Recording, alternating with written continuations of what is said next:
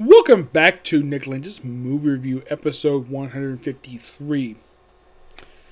I'm viewing this. Fantastic Four, Rise of the Silver Surfer. Yes, now, we do have a few new characters in here. We have Frankie Ray, who is an Air Force pilot. Interesting. We have the Silver Surfer, played by Doug Jones, but voiced by Lawrence Fishburne. This was really good. A lot of people do praise this movie for that. The Fantastic Four looks really good. Very much in common, like it gets look right, it gets origin story correct, except they don't show it for some strange reason. But the most hated thing about this movie is this piece of garbage right here. Meet Galactus, aka the Purple Cloud.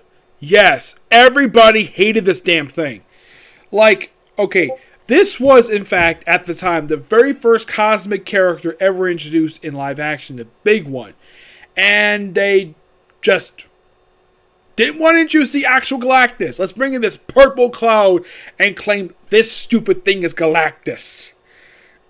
And I think a lot of people saw this movie just, once they saw that, they must have walked up like, that is not Galactus. That is a purple cloud. And they just didn't freaking care. And apparently there was plans to introduce the actual Galactus, but Fox higher up said, no, we're going Purple Cloud because we're really stupid and lazy. Yep. Now the movie starts off quite interestingly with the first attempt of the wedding of, Reed Richards and Susan Storm. We have Alicia Masters as the maid of honor. Good job. Ben Grimm as the best man. Good job there. And of course Johnny Storm as the groomsman. Kudos. And love this particular moment. Basically, we have Stan Lee at the start of the movie where he attempts to get away and say, I'm Stan Lee. And he's like, no, you're not in the list. Like, I'm Stan Lee. And this is actually a nod to what happened in the actual comic book. In Fantastic Four number 5, when Reed and Sue get married, though the wedding is constantly interrupted by supervillains. Which, here's the thing. Sue got her revenge 30 years later.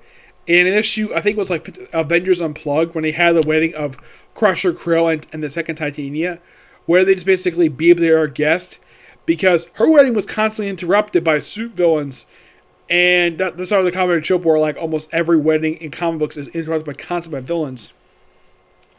In the movie, we get interrupted because Silver Surfer shows up and creates these holes in the planet. Reason being, the draw the attention of Galactus. That's the reason why he's here. Also, we see Doctor freed from his statue state, where he attempts to he has a confrontation with the Silver Surfer. Silver Surfer hits him with a strange beam, and apparently it cures him of his disfiguration, which in the comic books, no. But he does at one point try to take the Silver Surfer power, which that actually is true. Now, we do have a military general who works with Rangers in the movie. Now, from what I heard, this originally was going to be Nick Fury. Yes, Nick Fury is going to show up in here. But the thing was, they pulled him. Marvel pulled him because they're going to feature him in the MCU, which came a year after this movie came out. Though, fun little fact, though, when it comes to this movie, it came out a year after X-Men The Last Stand. The first movie came out between X2, X-Men United, and Last Stand. This is basically right after that.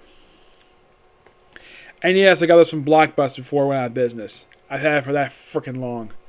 Yeah, they were basically putting this on sale, so I figured though, I had this thing for like over 10 years. Mm-hmm. Yeah, those mirror Blockbuster is the popular video rental store, which, oddly enough, there's actually one level of existence in the whole country. It's out in Oregon. Yeah, I remember going to this place when I was a kid, and my late aunt actually worked at Blockbuster. And she also did fix a VHS tape, basically, where the tape got screwed up, but she fixed it. Yep. Now, aside from the dumb thing with Galactus, a lot of this movie is actually pretty good. Though, I do agree with the criticism with doing Doc Doom. His presence here is completely necessary. As for working with the Fantastic Four to take on Galactus, or at least Silver Surfer, the Silver Surfer does have a conversation with Sue Storm, when he tells basically his backstory. This is actually a scene that was basic. Now, I'm not sure why in the world they switched out in the comic books and in the cartoon from the 90s. They got this scene right. where he was talking to Alicia Masters, not Sue Storm, because Alicia Masters was not in the building. So they start out in New York, and then they go to Japan, where they actually have a confrontation with a Silver Surfer. Though Silver Surfer does change his ways, and Doctor does briefly take possession of the powers, but he's knocked off the board. Apparently he drowns. Yeah, apparently he does die. They don't confirm it because they never did a sequels after this. And then we have Silver Surfer taking on Galactus, where he wins, and Galactus apparently destroyed, and Silver Surfer's alive by the end of the movie. And also, we do have the actual. Then they have the actual wedding, where it got a bit of interruption, but Sue wanted to rush to the end, where to claim husband and wife, and they got married. And oh yeah, also Frankie Ray's part of the wedding party. The reason why they had it in Japan because they're all there, and I love Reed Richards' line. Basically, when he talks to the general, like, I'm engaged as the hottest woman on the planet. My best friend is basically, is a rock man, is with the best pilot. And my future brother-in-law basically set things on fire. I love that. I love that speech that he does. It's by far the best thing. And, yeah, it's no denying he's engaged as the hottest woman on the planet, a.k.a. Jessica Alba. And this movie felt like a bit of a step down from the last movie, per se. It doesn't have much humor in it as the first movie did. And the ultimate big problem was Galactus, where they just didn't freaking care. And I'm going to give this movie I'm going to give it 8.5. First movie, give it a 9. This movie did feel like a step down. It was not Tim Miller. It was actually Tim's story. Yeah, he's the one who directed both movies. I thought it was Tim Miller's. Sorry about that. I think Tim Miller was director of Deadpool. Yep. But in the case of these two movies overall, and also here's something interesting about these movies. Like, this is PG, and that's a sequel. And this one here is PG-13. Now, normally, superhero movies are generally PG-13. Yep. Excuse me, I say all of them are.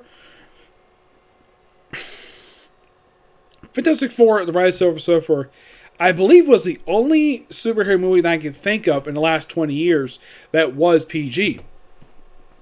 Because mostly almost everything else was PG-13, with the exception of the 3 Blade movies, Logan, and the 2 Dead movies. With the exception of about 6 films, generally put like almost every movie was PG-13.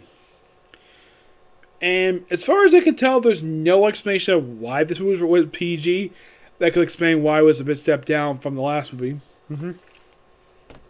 But if you're curious, though, because I just finished reviewing Fantastic Four, like the original 2 movies, am I going to discuss the reboot? Not until I watch it, of course, but I heard it's not that good. But in case you're curious, though, like, I just did Fantastic Four, like, what movie am I going to do next for a movie review? That I don't know. I don't really know. I just feel like doing this because I felt like it. Now, I did hear that Lawrence Fishburne actually refused to take credit for this movie. He basically passed again in credit because of Doug Jones' fantastic job with playing the Silver Surfer. And from what I heard, this is one of Doug Jones' personal favorite characters that he's ever played. His favorite has got to be Abe Sapien from the Hellboy movies. I've seen the original Hellboy. I have not seen the sequel yet. Yeah. And no, I have not seen the remake. The one that came out a few years ago, which I heard that movie is not very good. Not at all. Yep. No. Aside from the main Fantastic Four, Alicia Masters and Doc Doom, was anybody missing from the last movie? Not really, no. It's mostly like a lot of new characters.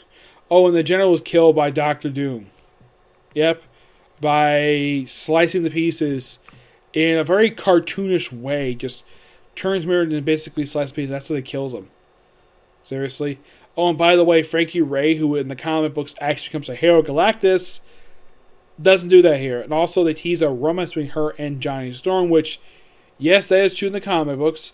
Also, one point, in case you're curious though, did she attempt to romance any other guy in comic books like Johnny Storm?